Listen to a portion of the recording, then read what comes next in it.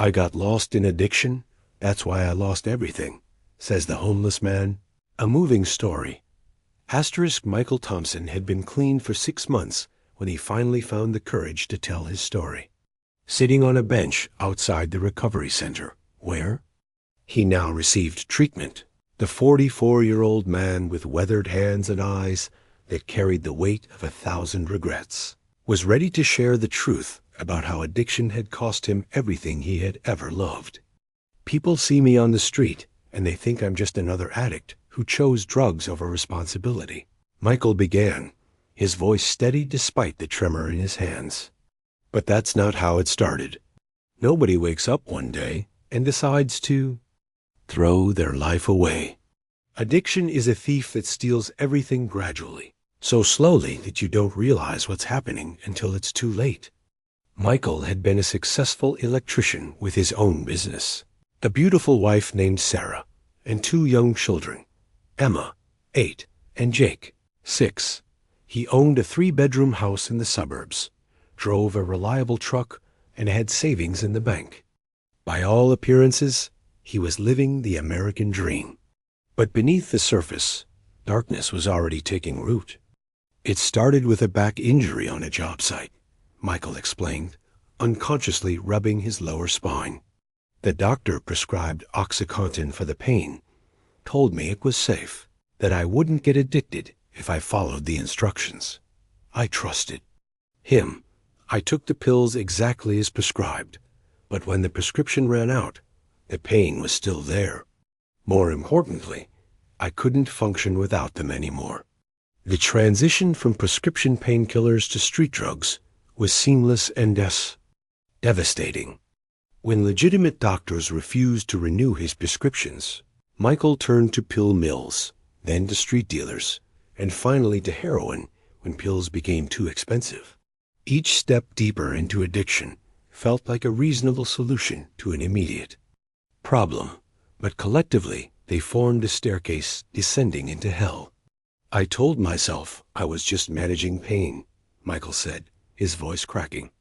I convinced myself that I was still the same person, still a good father and husband, still capable of controlling my usage. But addiction doesn't care about your self-image or your good intentions. It only cares about feeding itself, and it will consume everything in your life to do so. The man who had once prided himself on reliability and responsibility was about to learn that addiction was a force more powerful than willpower, more cunning than intelligence, and more destructive than any enemy he had ever faced. The deterioration of Michael's life happened so gradually that he didn't recognize the pattern until it was too late. At first, he was able to maintain his work schedule and family responsibilities while using drugs. He would take pills in the morning to function, more during lunch to maintain his energy, and different ones at night to sleep. To everyone around him, he seemed fine, perhaps a bit more irritable and tired than usual, but still capable. I became a master at hiding my addiction, Michael said, his voice heavy with shame. I had pills hidden in my toolbox, in my truck, in my wallet. I planned my entire day around when I could take my next dose. I convinced myself that as long as I was still working and providing for my family, I wasn't really an addict. But the tolerance that comes with opioid dependency meant that Michael needed increasingly larger doses to achieve the same effect.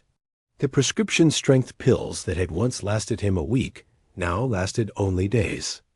The cost of maintaining his habit began to consume more and more of his income, forcing him to make choices between drugs and family expenses.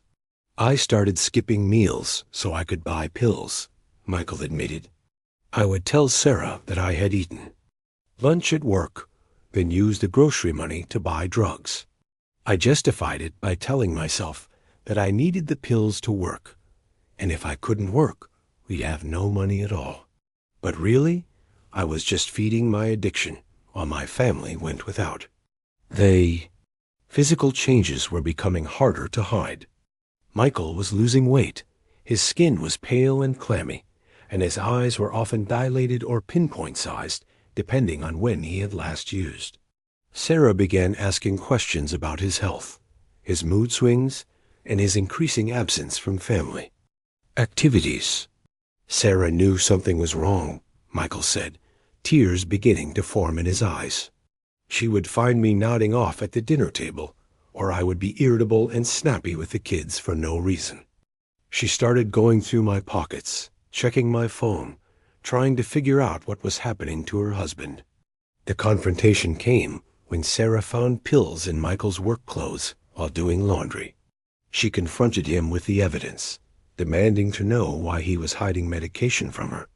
Michael's response was a mixture of lies, half-truths, and angry defensiveness that marked the beginning of the end of his marriage. I told her they were just for my back pain, that I hadn't told her because I didn't want her to worry, Michael said, but she wasn't stupid. She could see that I was taking far more than any legitimate prescription would allow. She threatened to leave me if I didn't get help, and that's when I made the biggest mistake of my life. Instead of seeking treatment, Michael chose to hide his addiction more carefully. He rented a storage unit where he could keep his drugs, changed his routines to avoid Sarah's scrutiny, and began lying more elaborately about his whereabouts and activities. Each deception required more deceptions to support it, creating a web of lies that would eventually strangle his entire life. The downward spiral accelerated when Michael's business began to suffer from his addiction. He started missing appointments with clients, making careless mistakes on job sites, and displaying erratic behavior that drove customers away. His reputation, built over 15 years of reliable service, was crumbling in a matter of months. I showed up to a job site high one day and nearly electrocuted myself, Michael said, his voice shaking with the memory. I was wiring a kitchen, and I touched a live wire because I was too impaired to follow basic safety protocols. The homeowner saw me stumble and smell like I'd been drinking. Though I hadn't been drinking, I was high on pills. She fired me on the spot, and word spread quickly through the community. The loss of income created a vicious cycle. With less money coming in, Michael couldn't afford both his drugs and his family's expenses. He began stealing from his business account, using money meant for materials and employee wages to buy pills. When that wasn't enough, he started taking advance payments from clients for jobs he never completed. I became everything I had despised, Michael said.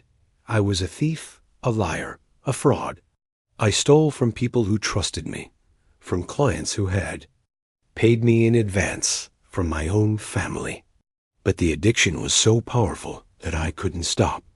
I would feel horrible guilt about my actions, then use drugs to numb the guilt, which required more stealing to buy more drugs.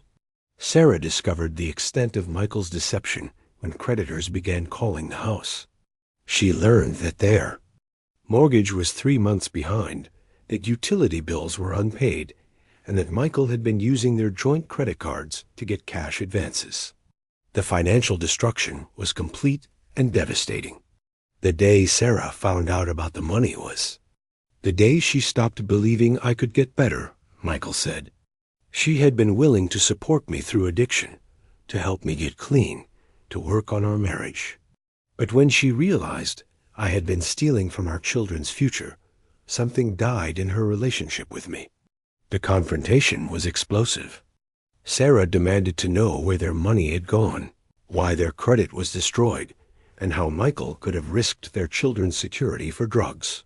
Michael's response was to blame his addiction, to promise he would get clean, to beg for one more chance. I made all the promises that addicts make, Michael said. I swore I would quit, that I would get help, that I would fix everything. But I had made those promises before, and I had broken them every time.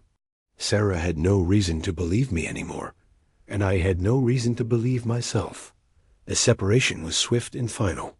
Sarah took the children and moved in with her sister, leaving Michael alone in a house that was about to be foreclosed. She filed for divorce and obtained a restraining order that prevented him from contacting her or the children. In a matter of months, Michael had lost his family, his business, and his home. "I remember the day they left," Michael said, his voice barely above a whisper. "Emma asked me why Mommy was crying, and I couldn't explain that it was because Daddy was sick and couldn't get better. I watched my family drive away, and I knew I had destroyed the most important thing in my life for a chemical that would eventually destroy me too." With his family gone and his business collapsed, Michael's addiction spiraled completely out of control. The house went into foreclosure, and he was forced to move into a cheap motel room. Without the structure of work and family responsibilities, his drug use became constant and chaotic. He was using heroin multiple times a day, spending every dollar he could scrape together on drugs. When you lose everything that matters to you, the drugs become your only comfort, Michael explained. "I wasn't using to feel good anymore. I was using to stop feeling bad. The guilt, the shame, the loss, the emptiness, it was all unbearable without drugs. But the drugs were making everything worse, creating a cycle that I couldn't break." Michael's physical health deteriorated rapidly. He lost significant weight, developed chronic infections, and began experiencing the neurological effects of prolonged drug use. His appearance changed so dramatically that people who had known him for years didn't recognize him on the street. "I became one of those people I used to avoid," Michael said. "The homeless guy who looked dangerous, who smelled bad, who made people uncomfortable.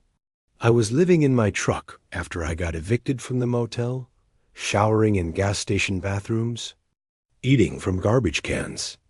I had become everything I had once pitied and feared." The criminal activity that funded his addiction escalated from simple theft to more serious crimes. Michael began breaking into houses, stealing from cars, and eventually robbing people on the street. Each crime was committed in a desperate attempt to avoid the agony of withdrawal, but each one also deepened his isolation from society and his own moral compass. "I robbed an elderly woman outside a grocery store," Michael said, his voice heavy with shame. "She was counting change to buy medication, and I took her purse because I needed money for heroin. I saw the fear in her eyes, the way she trembled when I approached her. I had become a predator, someone who caused pain to innocent people. But I was so sick that I couldn't stop. The arrest was inevitable.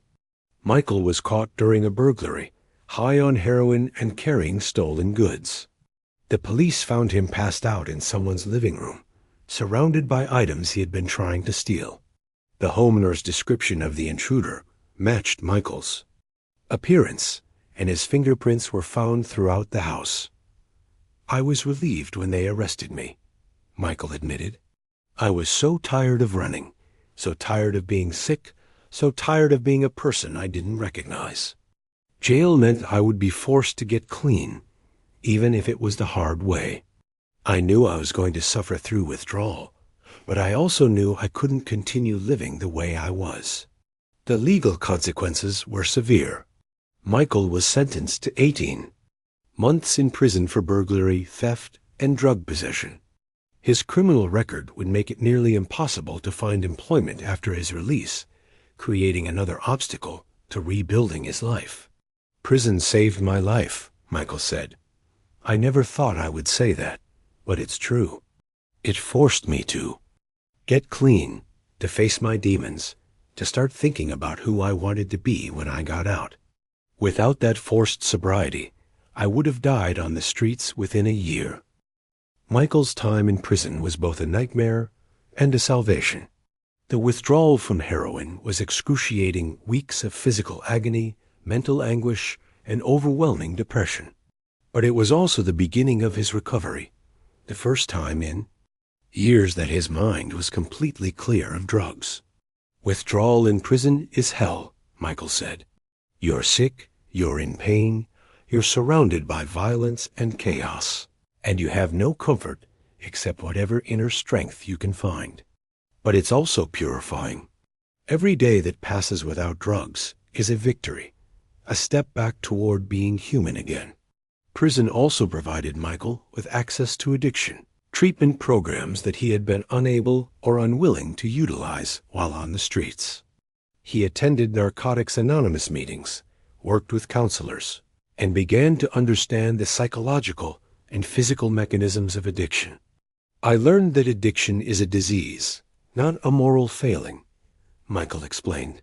I learned that my brain had been rewired by the drugs, that my decision-making capacity had been compromised. That recovery would require more than just willpower.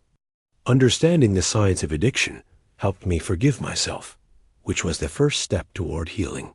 The most difficult part of incarceration was the knowledge that while he was getting clean, his family was moving on without him. Michael learned through letters that Sarah had remarried, that his children were calling another man Daddy, and that he had been effectively erased from their lives.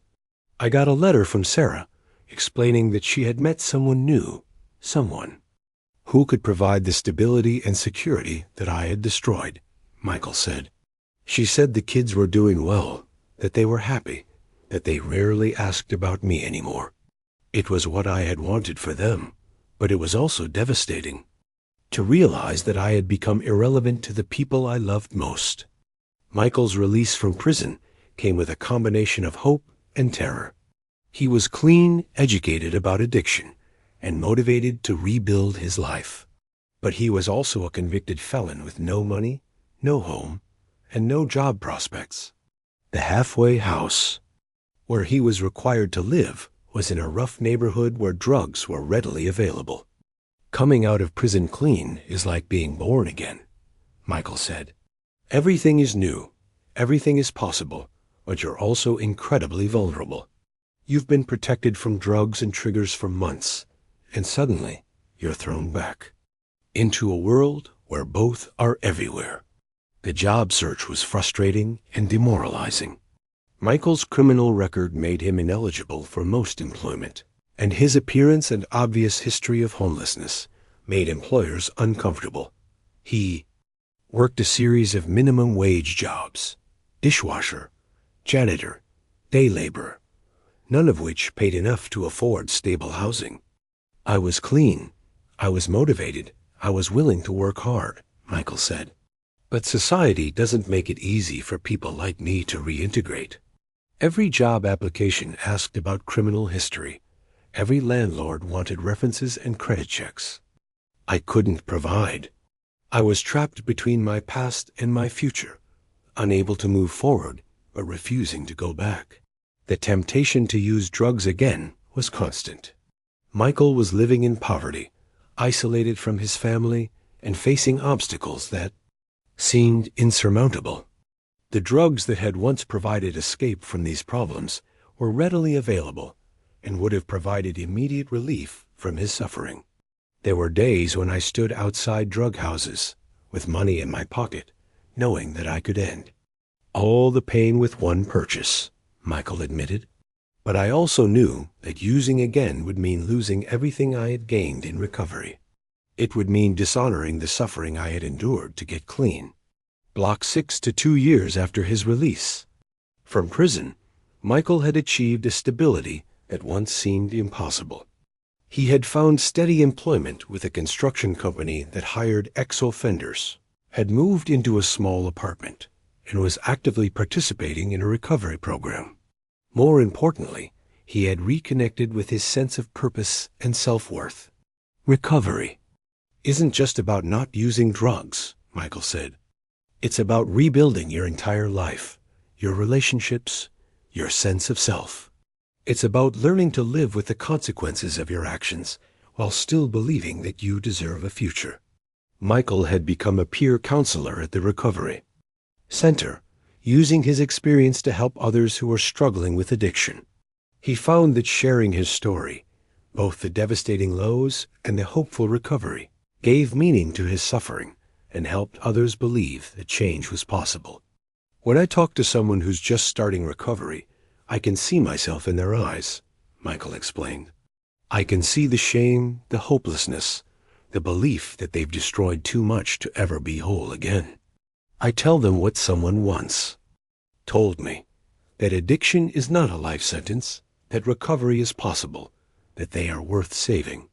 The most painful aspect of Michael's recovery was the acceptance that he might never rebuild his relationship with his children. Emma and Jake were now teenagers with their own lives, and they had been taught to see Michael as a dangerous stranger rather than their father. I sent them letters on their birthdays, but I never got responses, Michael said. I understand why. Sarah wouldn't want them to have contact with me, and I respect that decision. But it's the deepest pain I carry, knowing that I chose drugs over my children and that they're better off without me. Despite this loss, Michael had found ways to channel his paternal instincts into positive action.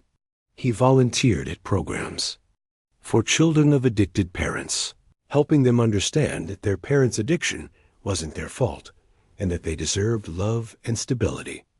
I can't be a father to my own children, Michael said, but I can be a father figure to other kids who are going through what Emma and Jake went through. I can help them understand addiction, help them avoid the mistakes I made, help them build healthy lives despite their circumstances. Michael's ultimate message was one of hope tempered by realism. He acknowledged that addiction had cost him everything he had once valued, but he also emphasized that recovery had given him things he had never possessed before: self-awareness, compassion, and a sense of purpose that didn't depend on external validation.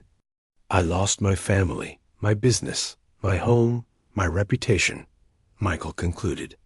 Addiction took everything from me, including years of my life that I can never get back. But recovery has given me something addiction never could: the ability to look at myself in the mirror and respect the person I see there.